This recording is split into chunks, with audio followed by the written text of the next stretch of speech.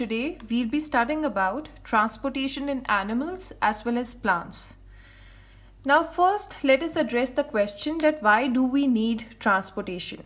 Now all living organisms need nutrients and oxygen in every cell of their tissue to sustain life. Now if the cell or the organism itself is a single cellular organism, then उसके लिए transportation करना कोई difficult काम नहीं है. जैसे कि हम अमीबा का एग्जाम्पल लिख के देख सकते हैं. वो सिंगल सेल ऑर्गेनिज्म है, तो उसको अगर फूड भी लेना है तो उसके सराउंडिंग में वो अपने सीधे उसको अपने प्लाज्मा मेम्ब्रेन से उसको इनटेक करना है, और अगर उसको एक्सक्रीशन करना है अनडाइजेस्टेड फूड का तो भी वो डायरेक्टली अपनी प्लाज्मा मेम्ब्रेन से एक्सक्रीशन कर सकता है. But as the complexity of an organism increases, like in multicellular organisms as humans, तो हमें स्पेशल ऑर्गन्स डेडिकेटेड होते हैं हर प्रोसेस को ड्राइव कराने के लिए. तो ऐसे ही ट्रांसपोर्टेशन करवाने के लिए भी ह्यूमंस में एंड इनफैक्ट बाकी जो हायर ऑर्गेनिजम्स हैं उनमें स्पेसिफिक सिस्टम्स प्रेजेंट हैं. सो फर्स्टली हम एनिमल्स की ट्रांसपोर्टेशन को स्टडी करेंगे. नाउ इन एनिमल्स आपके पास स्पेसिफिकली जो ट्रांसपोर्टेशन सिस्टम है उसको आपने एक डेडिकेटेड नाम दिया है जिसको हम सर्क्यूलेटरी सिस्टम बोलते हैं. Circulatory system. अब सर्क्यूलेटरी सिस्टम आपके दो मेजर कंपोनेंट्स से बना हुआ है. द फर्स्ट वन बीइंग, इसको आप क्या बोलेंगे, वैस्कुलर सिस्टम. और जो दूसरा इसका इंपॉर्टेंट कंपोनेंट है आपके सर्कुलेटरी सिस्टम का, दैट इज लिम्फेटिक सिस्टम. आपके वैस्कुलर सिस्टम का जो मेन फ्लूइड होता है उसको आप ब्लड बोलते हैं, और जो आपके लिम्फेटिक सिस्टम का मेन जो फ्लूइड है उसको आप लिम्फ बोलते हैं. नाउ आपका जो वैस्कुलर सिस्टम है उसमें आप ब्लड को सर्कुलेट करा रहे हैं, बट उसको सर्कुलेट करवाने के लिए आपको एक पंपिंग ऑर्गन की ज़रूरत होती है. बिकॉज अदरवाइज अगर पंपिंग ऑर्गन नहीं होगा तो ये फ्लूइड स्टैटिक रहेगा. हमें उसको पूरी बॉडी में ऊपर से नीचे ऐसे सर्कुलेट करवाना है. उसके लिए जो ऑर्गन यूज़ होता है उसको हम हार्ट बोलते हैं. ना heart is a muscular organ. It transports both carbon dioxide को भी ट्रांसफर करेगा और ऑक्सीजन को भी. प्लस इसका एक और रोल है कि आपके ब्लड में जो भी फूड भी प्रेजेंट है ये उसको भी ट्रांसफर करेगा. नाउ ब्लड क्या होता है? आपका blood mainly red blood cells या जिनको आप RBC भी बोलते हैं एंड प्लाज्मा से बना होता है. RBCs ये प्लाज्मा में सस्पेंडेड है. प्लाज्मा जो है ये आपका 90% इसकी जो कॉम्पोजिशन है डैट इज ऑफ वाटर. 90% आपका प्लाज्मा वाटर से बना है. RBCs अराउंड 40% आपके ब्लड को कॉन्स्टिट्यूट करते हैं और प्लाज्मा अराउंड 45%. जो बाकी का आपके पास 15% है उसमें आपके पास वाइट ब्लड सेल्स जो आपको इम्यूनिटी प्रोवाइड करते हैं, जो आपको डिफरेंट इन्फेक्शन से बचाते हैं, एंड आपके प्लेटलेट्स आ जाते हैं जो आपको क्लॉटिंग के प्रोसेस में हेल्प करते हैं. It helps in clotting. तो 40% आपके ब्लड में रेड ब्लड सेल्स होते हैं, 45% प्लाज्मा होता है, एंड 15% जो रिमेनिंग है वो आपके white blood cells and platelets होते हैं. Now we'll study about what exactly is heart. ये आपका एक मस्कुलर ऑर्गन है जो आपको मैंने बताया कार्बन डाइऑक्साइड और ऑक्सीजन दोनों को ट्रांसपोर्ट करता है. मैमल्स और बर्ड्स में हार्ट 4 चेम्बर्ड है, बट एम्फीबियंस और रेप्टाइल्स में हार्ट सिर्फ 3 चेम्बर्ड है. और जो सबसे प्रिमिटिव हैं, जो सबसे पुरानी है, डैट इज फिशेस, इनमें हार्ट 2 चेम्बर्ड है. क्योंकि इनमें जो आपका ये सर्कुलेटरी सिस्टम है it is not that complex. इसमें गिल्स प्रेजेंट होते हैं, तो एक ही राउंड सिर्फ सर्कुलेटरी सिस्टम को कंप्लीट करना होता है कि आपका वाटर जो है वो माउथ में जाएगा फिश के, माउथ से गिल्स में जाएगा, गिल्स से उसको जो भी ऑक्सीजन चाहिए वो डिराइव कर लेगा, और जो बाकी वाटर है वो गिल्स से फिर से एक्सपेल हो जाएगा. So there is only one round per cycle. But आपके जो मैमल्स और बर्ड्स हैं उसमें 2 राउंड्स पर साइकिल होते हैं. मतलब जो आप एक बार आपके हार्ट में ब्लड आता है वो 2 बार हार्ट से होकर जब निकलता है तो उसका एक साइकिल कंप्लीट होता है. इसी कॉन्सेप्ट को हम पढ़ेंगे कि एक्चुअली होता क्या है एग्जैक्टली, बट उसके लिए पहले हम हार्ट के स्ट्रक्चर को पढ़ेंगे. ये आपका ह्यूमन हार्ट है. ये जो हम पहले हार्ट ऐसे बनाते थे, this is not your heart. Exactly your heart looks like this. अब आपकी बॉडी से जितना भी डीऑक्सीजनेटेड ब्लड है, मतलब वो ब्लड जो कार्बन डाइऑक्साइड को मेनली कैरी कर रहा है, वो आपकी पूरी बॉडी से ब्लड कलेक्ट होकर एक मेन वेन के थ्रू, जिसको आप वेना कावा बोलते हैं, एक आपके पास इंफीरियर वेना कावा होती है और ये वाला जो है ये आपकी सुपीरियर वेना कावा है. तो ये आपके ऊपर के हार्ट के ऊपर का जो पार्ट है, उधर से जो डीऑक्सीजनेटेड ब्लड लेकर आती है उसको हम बोलेंगे सुपीरियर वेना कावा, और इंफीरियर वेना कावा आपके हार्ट से नीचे जितना भी सिस्टम है वहाँ से जो डीऑक्सीजनेटेड ब्लड लेकर आती है उसको हम बोलते हैं इंफीरियर वेना कावा. ये दोनों हार्ट में ब्लड जो आपका डीऑक्सीजनेटेड ब्लड था वो राइट एट्रियम या राइट ऑरिकल इसमें आकर एम्प्टी कर देते हैं. ये आपका राइट एट्रियम या राइट ऑरिकल है. Now human heart is mainly divided into 2 parts. One is your left part and one is your right part. ये आपका लेफ्ट पार्ट है एंड ये आपका राइट पार्ट है. जो राइट पार्ट है वो फर्दर 2 में डिवाइडेड है. एक अपर पार्ट है और एक लोअर पार्ट है. जितने और सिमिलरली आपका जो लेफ्ट पार्ट है वो भी अपर पार्ट और लोअर पार्ट में डिवाइडेड है. सो टोटल हमारे पास 4 चेम्बर्स हो गए.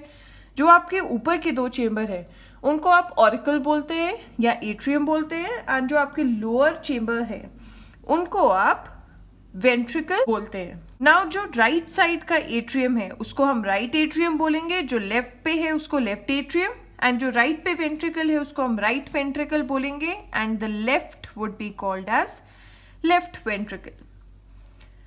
ये एक सेप्टम से डिवाइडेड होते हैं आपस में. ये आप देख रहे हैं बीच में पार्ट, ये सेप्टम प्रेजेंट है जो एज अ वॉल काम करता है between right ventricle and left ventricle. The walls of the ventricles are thicker than walls of the atrium. ये क्यों है? क्योंकि इनको ज़्यादा फोर्स से ब्लड को आगे सेंड करना होता है. दैट्स वाई लेफ्ट वेंट्रिकल की जो वॉल्स है वो ज़्यादा मस्कुलर होती है. ये ऑक्सीजनेटेड ब्लड जो पूरी बॉडी से कलेक्ट होता है वो वेना कावा के थ्रू, इंफीरियर और सुपीरियर वेना कावा के थ्रू आपके राइट एट्रियम में एंटर होता है. Now from right atrium it is transferred to right ventricle. Right ventricle से जो आपका deoxygenated blood है उसको via pulmonary artery lungs को ट्रांसफर किया जाता है. Pulmonary artery एक एक्सेप्शन है because pulmonary artery एक सिर्फ लौती ऐसी आर्टरी है हमारी पूरी बॉडी में जो deoxygenated blood कैरी करती है. अदरवाइज जो आपकी आर्टरीज हैं वो ऑक्सीजनेटेड ब्लड कैरी करती है एंड ना कि डीऑक्सीजनेटेड ब्लड. अब जो आपका ऑक्सीजनेटेड ब्लड है वो लंग्स से वापस हमें हार्ट में लाना है, तो उसके लिए जो हमारे पास वेसल है उसको हम पल्मोनरी वेन बोलते हैं. पल्मोनरी वेन भी एक एक्सेप्शन है बिकॉज आपकी जो वेन्स हैं वो यूजुअली डीऑक्सीजनेटेड ब्लड कैरी करती है, बट पल्मोनरी वेन लंग्स से हार्ट में ऑक्सीजनेटेड ब्लड कैरी करती है. ये जो आपका ऑक्सीजनेटेड ब्लड है ये डायरेक्टली आपके लेफ्ट साइड ऑफ ऑरिकल में लैंड करेगा. लेफ्ट ऑरिकल से oxygenated blood is transferred to left ventricle. The pink section you are seeing is the left part of the heart. Now from the left ventricle the oxygenated blood is distributed to the whole body via aorta.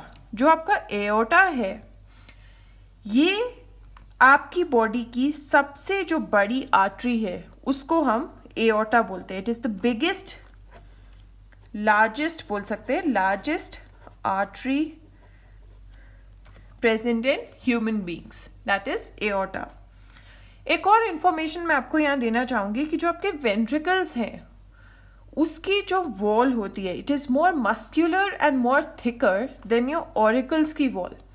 This is because कि आपके ventricles को ज़्यादा force से जो है उसको blood pump करना होता है। दैट इज़ वाई आपके लंग जो वेंट्रिकल्स हैं उसकी जो वॉल है इट इज़ मोर मस्क्यूलर। ये जो आपने प्रोसेस पढ़ा कि पहले आपका डीऑक्सीजनेटेड ब्लड हार्ट से लंग्स में ट्रांसफ़र हुआ एंड देन लंग्स से वापस उसको हार्ट में ट्रांसफ़र किया गया, इसको हम डबल सर्कुलेशन बोलते हैं। ये आपको मैमल्स और बर्ड्स में देखने को मिलेगा। That blood goes through heart twice during each cycle. हर एक साइकिल में ब्लड 2 बार हार्ट के थ्रू पास होता है। इसको हम इस डायग्राम से इजीली समझ सकते हैं। Example, this is your heart and this is the right side of your heart and this is the left side of your heart. In the right side, you have right atrium, right ventricle, left atrium and left ventricle. ये आपकी body से सारा deoxygenated blood, ये deoxygenated blood via vena cava जो आपकी deoxygenated blood को right atrium में लेकर आ रही है। From right atrium it is transfer to right ventricle and right ventricle से जो आपका ब्लड है डीऑक्सीजनेटेड ब्लड है, ये अभी भी डीऑक्सीजनेटेड ब्लड है, इसको ये लंग्स में फॉर रेस्पिरेशन ट्रांसफ़र कर रहा है। ये जो आपका पाथवे है जहाँ पर आपकी बॉडी से right atrium to right ventricle deoxygenated blood को आप फाइनली लंग्स में ट्रांसफ़र कर रहे हैं, को हम पल्मोनरी सर्कुलेशन बोलते हैं। क्या बोलते हैं? Pulmonary circulation. एंड जब आपका लंग्स से via pulmonary vein left auricle में ब्लड ट्रांसफर होता है and from left auricle it is transfer to left ventricle and from left ventricle back to the body, इसको हम सिस्टमिक सर्कुलेशन बोलते हैं। आपका जो पल्मोनरी सर्कुलेशन है वो आपके right side of the heart पे होती है एंड फ्रॉम वहाँ से the blood is pumped to lungs. And जो आपका सिस्टमिक सर्कुलेशन है वो आपकी left side of the heart पे होती है, बिकॉज आपके जो left side of the heart में लंग्स से ब्लड आया है उसको आप अब बॉडी में वापस डिस्ट्रीब्यूट कर रहे हैं वाया एओर्टा। सो मतलब आपका जो डबल सर्कुलेशन था it is actually made up of pulmonary and systemic circulation. 2 circulation का कॉम्बिनेशन है। जब ये दोनों सर्कुलेशन एक एक बार कंप्लीट हो जाती है then it is called as double circulation. ये आपके हार्ट में होता है। देन हम डिफरेंट वेसल्स को अब स्टडी करेंगे जो आपका oxygenated as well as deoxygenated blood को कैरी करती है। So the first one we have is artery. Artery क्या होती है? It is the one which carries your oxygenated blood. It has a thicker wall and elastic walls. The blood is under more pressure because अगर आप इस diagram में देखो जो artery है उसकी वॉल थिक है और उसका जो सेंटर वाला ल्यूमेन है मतलब जहाँ से ब्लड एक्चुअली पास हो सकता है वो छोटी जगह होती है। तो इसीलिए जब ब्लड सर्कुलेट होगा तो वो ज़्यादा अंडर प्रेशर होगा। प्रेशर ज़्यादा क्यों होगा? क्योंकि उसको फ्लो करने में ज़्यादा मेहनत लगेगी, क्योंकि जो एरिया दिया गया है उसको फ्लो करने के लिए वो छोटा है। And the other one we have is veins. Veins जो है वो आपके डीऑक्सीजनेटेड ब्लड कैरी करती है। इसमें आपकी एक्सेप्शन क्या आ गई? पल्मोनरी वेन, बिकॉज वो ऑक्सीजनेटेड ब्लड कैरी करती है। एंड आर्टरी में आपकी एक्सेप्शन क्या आ गई? पल्मोनरी आर्टरी, बिकॉज वो आपका डीऑक्सीजनेटेड ब्लड कैरी करती है। कहाँ से? हार्ट टू लंग्स, और पल्मोनरी वेन आपका lungs to heart oxygenated blood carry करती है। वेन की वॉल्स थिन होती हैं, आप यहाँ देख सकते हैं कि वेन की वॉल थिन है, और दस इसके जो एरिया है ब्लड फ्लो करने के लिए जो इसने प्रोवाइड किया है वो ज़्यादा है, तो इसीलिए जो ब्लड है वो अंडर लो प्रेशर होता है वेन में। और वेन्स में वाल्व्स प्रेजेंट होते हैं, ये आपको आर्टरी में नहीं मिलेंगे, सिर्फ वेन्स में मिलते हैं, क्योंकि वेन्स आपके ब्लड को आपकी बॉडी से ऊपर की तरफ लेकर जाती है टुवर्ड्स हार्ट। तो बैकफ्लो को प्रिवेंट करने के लिए कि वापस जो ब्लड है वो पीछे की तरफ फ्लो ना करे, इसीलिए उसमें वाल्व्स प्रेजेंट होते हैं। अगर ऐसी वेन्स हैं तो उसमें ऐसे वाल्व्स प्रेजेंट होंगे कि ब्लड सिर्फ ऊपर की तरफ बॉडी में फ्लो करे। एक और टर्म होती है जिसको हम बोलते हैं कैपिलरी। कैपिलरी जो है, these are single cell thick, इनकी जो मेम्ब्रेन होती है, जो इनकी आउटर कवरिंग होती है, वो सिंगल सेल थिक होती है, and they are the smallest vessels which are present in our body. And यहाँ जो है वो एक्सचेंज ऑफ मटेरियल होगा। आर्टरीज जो है और वेन्स वो सिर्फ कैरी करते हैं आपके ऑक्सीजनेटेड या डीऑक्सीजनेटेड ब्लड को, बट कैपिलरी वो एक्चुअल जगह है, वो एक्चुअल वेसल है जहाँ पर आपके exchange of material takes place. जैसे ये आपका आर्टरी है तो ये फर्दर बहुत फाइन आर्टरीज में, अगर ये इतनी थिक थी, ये फर्दर बहुत फाइन आर्टरीज में डिवाइड हो जाती है। इनको हम बोलते हैं आर्टेरियोल्स। एंड वेन्स भी सिमिलरली आपकी बहुत फाइन वेन्स में डिवाइड हो जाती है, इनको हम बोलते हैं वेन्यूल्स। जो आपके आर्ट्रियोल्स और वेन्यूल्स है, यही हमारी कैपिलरी है। ये बहुत इनकी वॉल थिक होती है एंड दस इजीली जो है मटेरियल एक्सचेंज हो सकता है इनसे। आपने ब्लड के बारे में पढ़ा, एक और वर्ड मैंने वहाँ यूज़ किया था कि आपके ब्लड में जो 15% लास्ट कंपोनेंट बच जाता है, that also comprises WBCs, that is white blood cells and platelets. Platelets जो होती हैं उनको हम थ्रोम्बोसाइट्स भी बोलते हैं। ये आपके अगर कोई वेसल, कोई भी वेसल है, चाहे वेन, आर्टरी, कैपिलरी, कोई भी है, अगर उसमें कोई लीक हो जाती है, मतलब वो कहीं से ख़राब हो जाती है, उसके सेल्स डिके कर जाते हैं, तो उनको वापस प्लग करने में और उसको वापस सील करने में, एक क्लॉट बनाने में जो सेल्स हेल्प करते हैं वो प्लेटलेट्स होते हैं, और ये हमारे ब्लड में ही डिसॉल्व होते हैं। तो ये ब्लड के साथ ही फ्लो करते जाते हैं, जहाँ भी उनको लीकेज मिलेगी वहाँ उसको वो प्लग कर देंगे।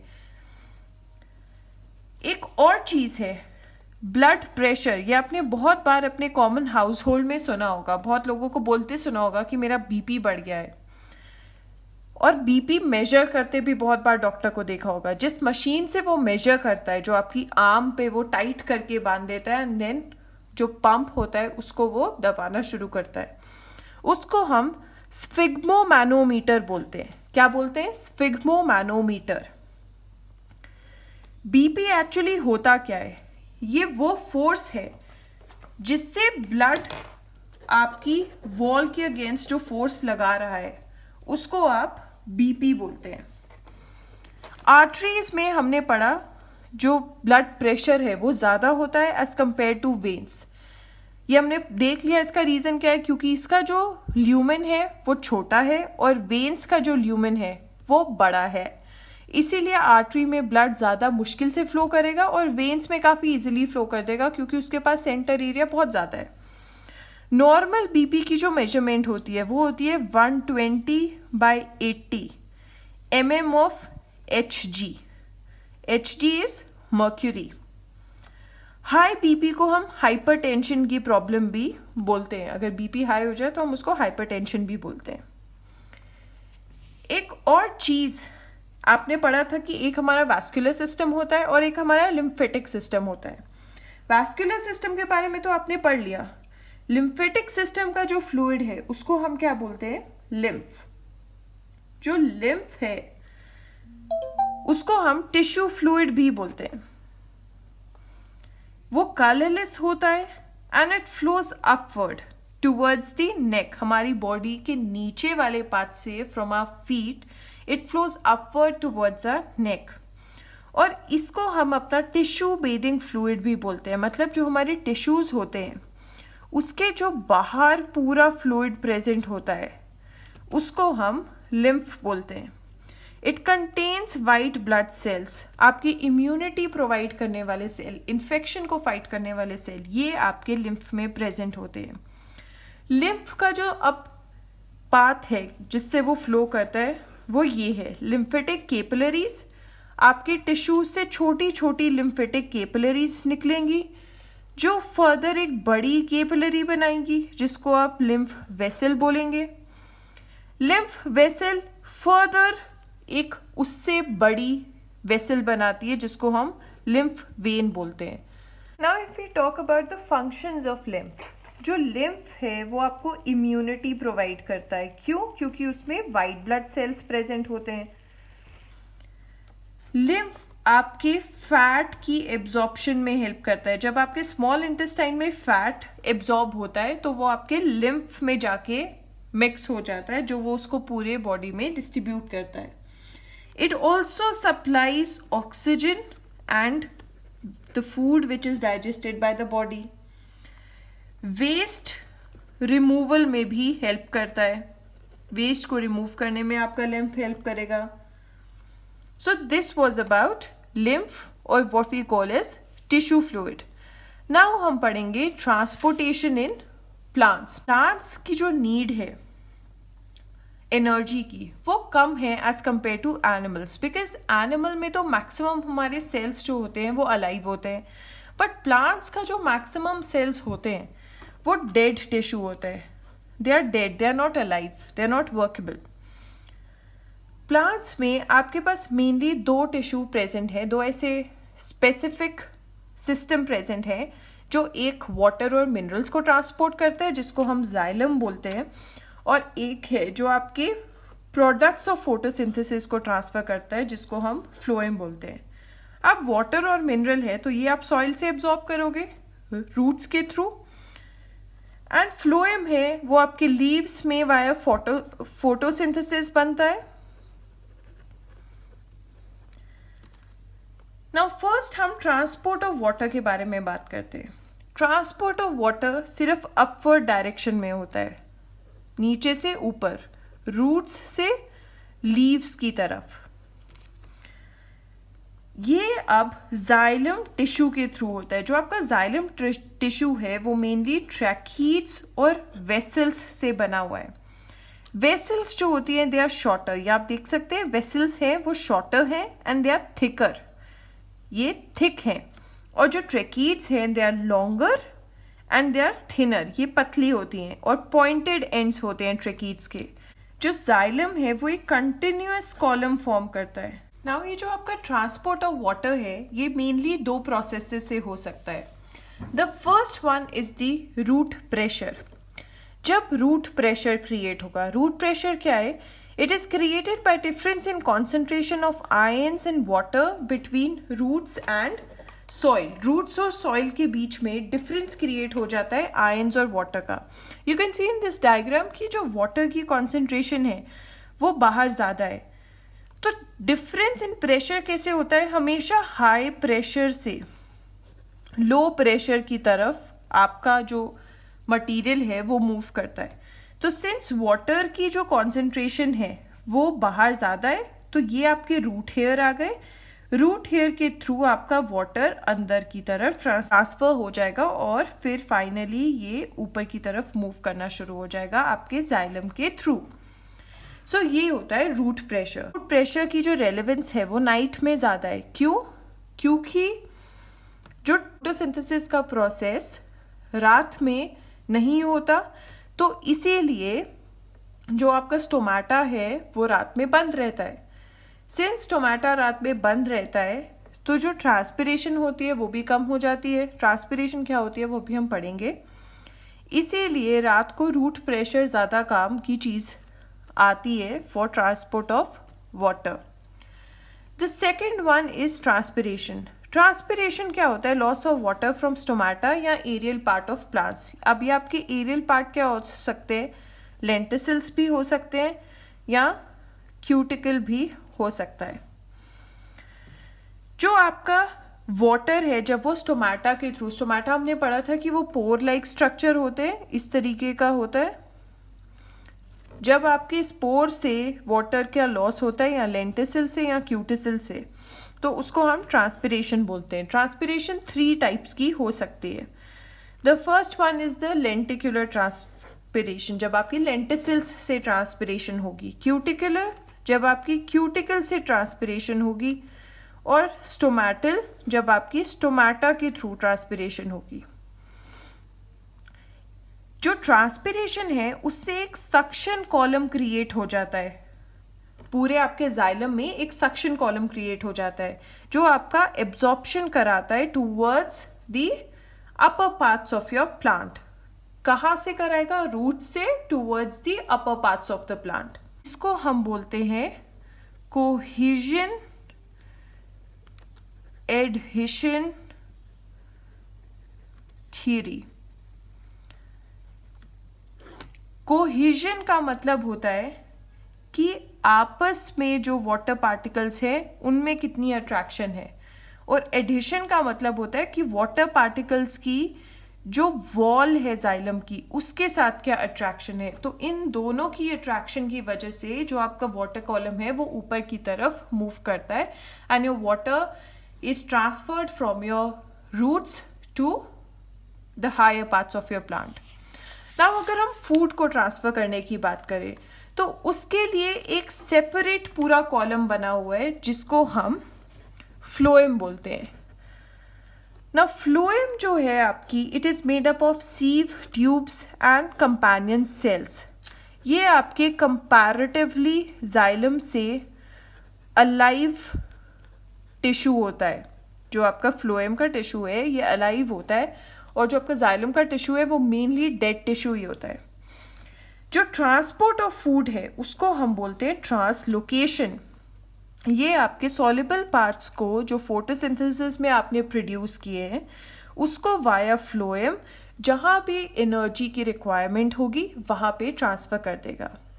अब ये आपकी अपवर्ड ट्रांसफ़र भी हो सकता है और डाउनवर्ड ट्रांसफ़र भी हो सकता है। जैसे हमने जाइलम में पढ़ा कि सिर्फ अपवर्ड ट्रांसफ़र होगा, फ्लोएम में ऐसा कुछ नहीं है। अगर लीव्स में सिंथेसाइज हो रहा है तो वो रूट्स में भी ट्रांसफ़र हो सकता है, या स्टेम में भी ट्रांसफ़र हो सकता है, या लोअर लीफ से अपर लीफ में भी हो सकता है, अपर लीफ से लेटरल लीफ में भी हो सकता है, कहीं भी हो सकता है ये ट्रांसफ़र।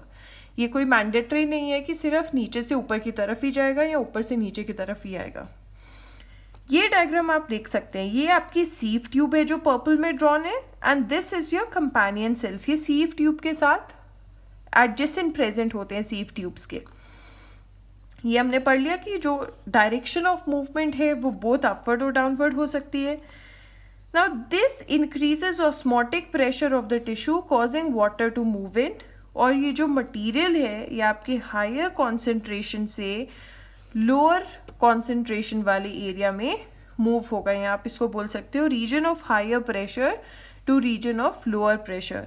जैसे कि आपका शुगर स्टोर्ड है रूट्स या स्टेम में जहाँ उसकी कॉन्सेंट्रेशन हाई है, तो हम उसको वहाँ ट्रांसफ़र करेंगे जहाँ अब उसकी शुगर की कॉन्सेंट्रेशन लो है। जैसे कि ग्रोइंग बड्स हैं आपके, उनको ज़्यादा खाना चाहिए, तो ज़्यादा खाना कहाँ पे प्रेजेंट था? रूट्स या स्टेम में जहाँ हमने उसको स्टोर करके रखा था। अब उस स्टोरेज एरिया से निकाल के हमें उसको जहाँ पे रिक्वायर्ड है वहाँ पे ट्रांसफ़र करेंगे। तो स्टोरेज एरिया हाई प्रेशर वाला एरिया हो गया या हाई कॉन्सेंट्रेशन वाला एरिया हो गया, और जो ग्रोइंग एरिया है वो लो प्रेशर या लो कॉन्सेंट्रेशन वाला एरिया होगा। So this is how your food is transferred in plants. So this was all about transportation in animals as well as plants. मैं आपको यहाँ पे एक एडिशनल इन्फॉर्मेशन देना चाहती हूँ कि आपने ब्लड के बारे में पढ़ा सर्कुलेटरी सिस्टम में। ब्लड जो होता है वो अल्कलाइन होता है नेचर में, मतलब उसका pH जो है pH is greater than 7। Blood acidic नहीं होता, अल्कलाइन होता है नेचर में। तो ये कभी कभी आपको नीट में पूछा जाता है कि ब्लड का जो नेचर है वो कैसा है, एसिडिक है या अल्कलाइन है। एग्जैक्टली अगर मैं बात करूँ तो 7.6 के आसपास का पीएच होता है ब्लड का। So this was your boost of information. In our next lecture, we'll be studying about excretion and we'll be completing our chapter of life processes. So stay tuned. If you do like this video, then please share it and subscribe to my channel. And if you have any suggestion, then please feel free to leave a comment down. I will surely reply back to it. Thank you guys.